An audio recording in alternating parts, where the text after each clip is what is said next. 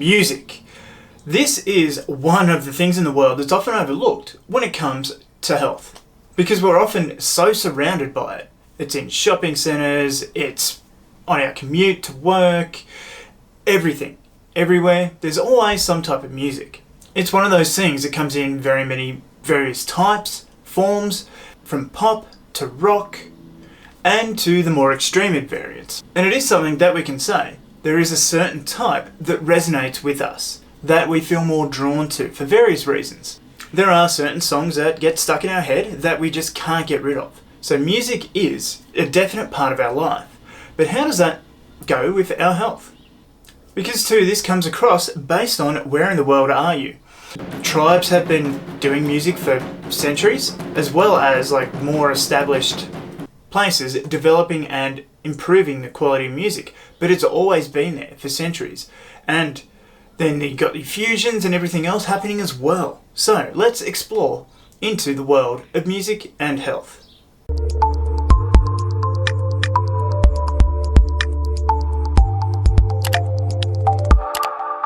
Hey guys, Rob Murphy from Holistic Healing Choices here. Now, today we're talking about music and health and how they interrelate and what some research has found with that. Right back from the ancient Greeks, they recognized the power of music and what it could have on our health, using it to elicit mental and physical well-being. Plato even declared once that music training was a more potent instrument than any other because rhythm and harmony find their way into the inward places of our soul. Now, you too could probably realise and agree that music is one of the richest emotional, sensory motor and cognitive experiences that we can have. Just think about whatever song enriches those emotions or gets us moving, gets us grooving, as it involves that listening, feeling, moving, coordinating, watching, remembering, and expecting musical elements. So think about it too. When you listen to a new song, what are you expecting to hear from that? Once you get that beat going, you're expecting. As well as then when a song comes back on, you're remembering. Although it's getting you moving, getting that head nodding, whatever the case may be. It can allow us to feel and trigger great emotional responses as well, including bodily reactions such as tears or goosebumps. So think about songs that have really impacted you. Just, oh, I love that bit in the song, and I know there's so many that give me goosebumps. Now, we have music therapy, which has been well established as well. That helps with a wide range of things with adults and children, as well as it being a great stress reliever to those who play it as well. So think about people who play music to combat their own stress. Just, got to get that guitar and wipe out the day's stresses. And then you've got the various benefits too for the mental stimuli. Because when playing music, it actually activates specific pathways of several of the brain areas associated with emotional behaviours, such as the insular and cingulate cortex, the hypothalamus, hippocampus, amygdala, and the prefrontal cortex. So those are lighting up a lot of areas just from playing music. As well as the neurochemical studies show that music also stimulates several biochemical mediators such as endorphins, dopamine, endocannabinoids, and nitric oxide. Then even more so, practicing music affects our brains and may shape our motor and cognitive functions in early development. So the earlier you start playing music, the earlier you can get that coordination happening. And then on the health side of things, we can expect a better sense of well-being while listening or playing music. Better cognitive function, brain stimulation, sense of purpose and fulfillment, good quality of life, social cohesion, because music is a social thing that brings us together. Empowerment, self-expression, which goes without saying that if you're out there creating this music or showing something or dancing to music, you are expressing yourself in that way. Personal development, which goes hand in hand with that. Improved motor skills, and immune system enhancement. And music has also had a positive effect on people who are suffering with anxiety and depression, well as lowering stress levels. I couldn't tell you how many times I've gone to one of my favourite songs on YouTube, scrolled down into the comments and seen people telling everybody else around the world how much this song or this band has pulled them out of a hole. Like, I thank this song for me being here, sort of thing. It's a wild thing that just, normally I'm listening to the heavier side of music too, so it deals with that and it resonates with people in that way, and they feel as though they've been a bit heard. They're able to express themselves out through this music.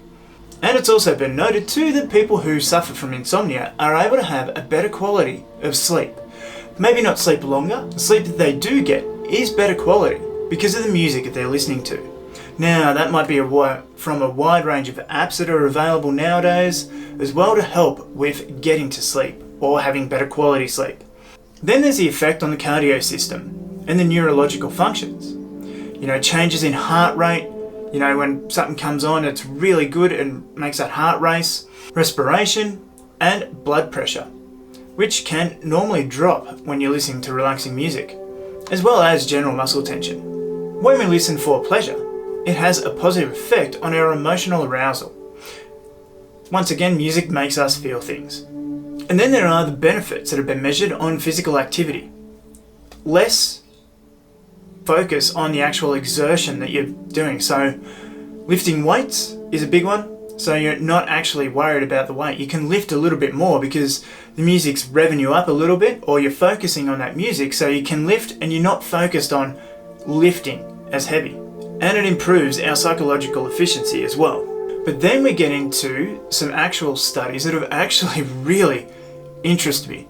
So here we're talking about the Mozart effect. Now, if you've heard about the Mozart effect, or you're familiar with it, you'll be familiar with the effect that it can have on people. Now, this phrase, the Mozart effect, was coined after a study found that subjects who were listening to a piece of music from Mozart's Sonata for two pianos, for 10 minutes, had better and significant improvements with their spatial reasoning skills.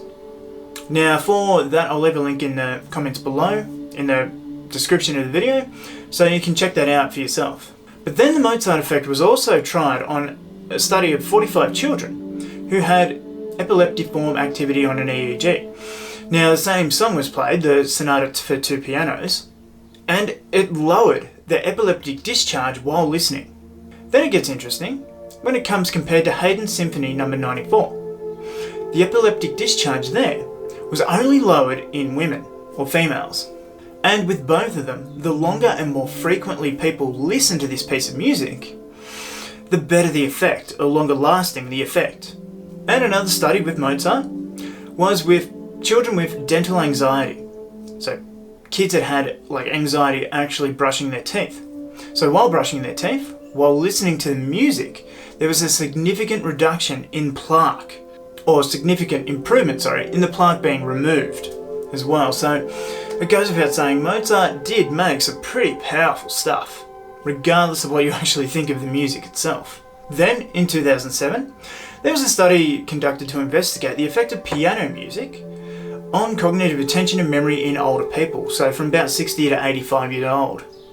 They would have a 30-minute session learning piano, and then have a 3-hour session, or 3-hour practice space over the week. And they do that for every week for about 6 months. Now, the improvements that they gained from this were sustained over that 6 months. They also found that the skills that they gained from the piano, or the skills that they gained after that, from the improved memory and stuff, were also transferable to other areas in life as well. So this goes a long way to say what music, or learning music, can do for Alzheimer's. Then we're talking about frequencies. So in a lot of my Reiki and meditation videos, I use 432 Hz. And the study on 33 participants was used between 440 Hz and 432 Hz. They would listen to 2 sessions on different days. And it would be the same piece of music, just tuned to those frequencies, for about 20 minutes each day. Now, the music at 432 Hz was associated with a slight decrease in the mean and systolic blood pressure, a slight decrease in their respiratory rate, and a marked decrease in the mean heart rate compared to the 440 Hz. The subjects were also more focused on the music during those sessions, and generally more satisfied with a session at 432 Hz. So it goes without saying that different frequency, even though it doesn't seem like a lot, can have a huge impact. And then in the hospital space. Now, most of us don't like hospitals. We don't want to be there because it obviously means that we've done something to ourselves or we're really not in a good place if we're staying in a hospital. But while they're listening to soothing music, it reduces the blood pressure and post-operative trauma compared to absolute silence. So if your hospital isn't playing soothing music, maybe it's time to look for another hospital. So a study was conducted in a hospital to show the effects of live heart music as well, like beautiful, gentle heart music, in vascular and thoracic surgical patients.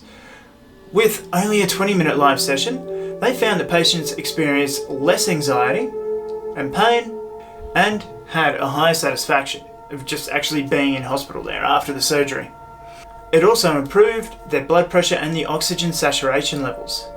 So, with all that being said, what we listen to has a dramatic effect over our health, and the more that we actually listen to it as well, but also too on our cognitive function. So, what music are you going to listen to for your health benefits? And what effects have you felt with music? What has music done for you? Whether it be healing, whether it be improved cognitive function, whether it be better emotional and well-being. Leave a comment down below. As always, I'm Robert Murphy from Holistic Healing Choices, and I'll see you in the next video.